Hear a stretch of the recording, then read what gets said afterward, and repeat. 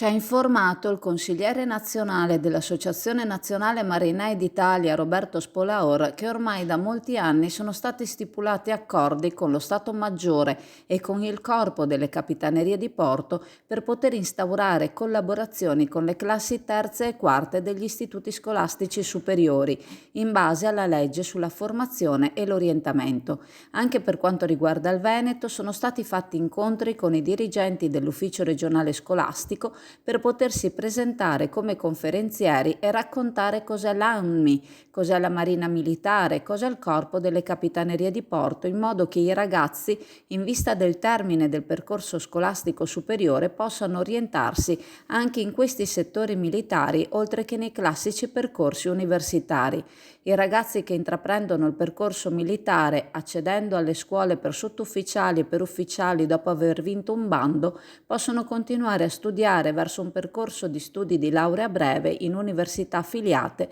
ma venendo stipendiati.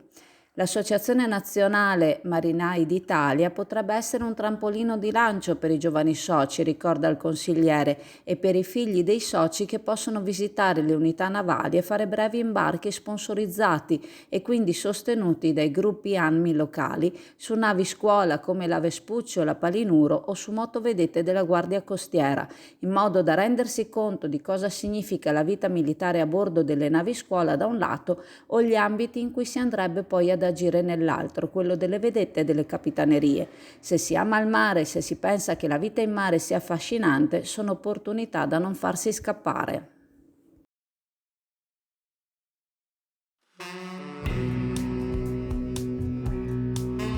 Osteria Veneta, per gustare dell'ottima carne in un ambiente rilassante.